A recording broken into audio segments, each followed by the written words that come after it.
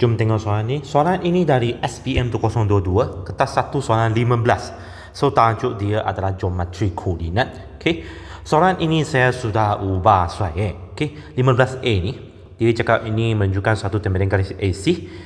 So titik B membahagi tembakan garis AC dalam nisbah N kepada N.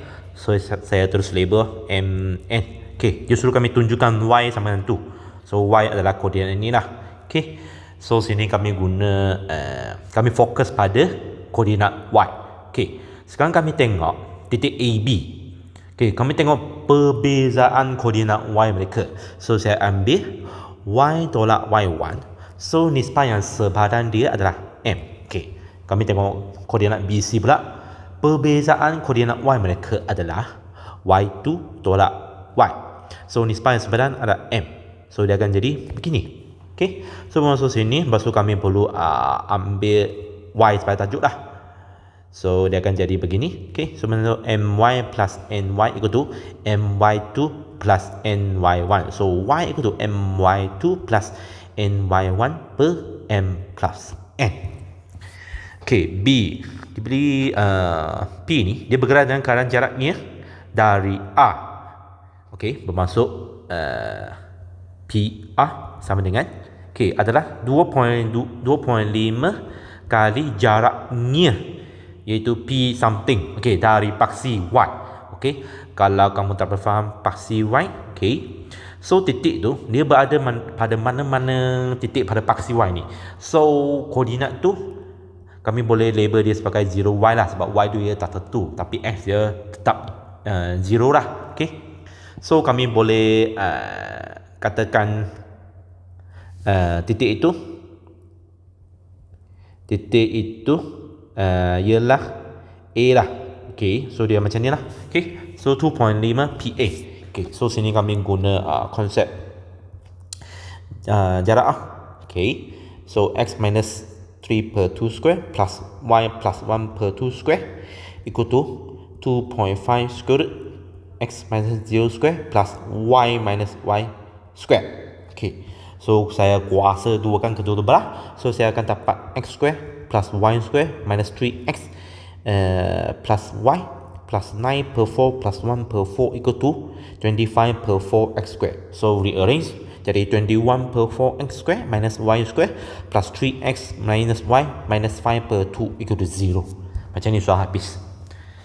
C tu, rajah ni menunjukkan titik P, Q, R dan S pada satu catas lah. Maksud dia beritahu kami bahawa W ni dia bergerak dengan keadaan jaraknya dari titik P dan titik R adalah sentiasa sama. Dan kedua-dua titik Q dan titik S adalah terletak pada locus W. Jika luas sisi 4 PQRS adalah 60 unit, dia minta kami cari pintasan bagi garis lurus PQ. Bermaksud dia nak kami cari koordinat Y bagi ni lah. Apa maksud dia tu? W tu dia bergerak dengan keadaan jaraknya dari titik P dan titik R adalah sentiasa sama, dan titik Q dan S adalah terletak pada locus W. Lepas tu dia cakap sisi 4 PQRS kan.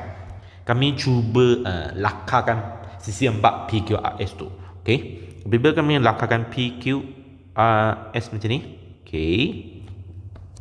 sebab dia cakap locus tu melalui titik Q dan S mah. Dengan kata lain, QS ni adalah perpenjuru bagi sisi 4 tu. So perpenjuru ni dia akan membahagikan sisi 4 tu kepada dua segitiga yang sama luas.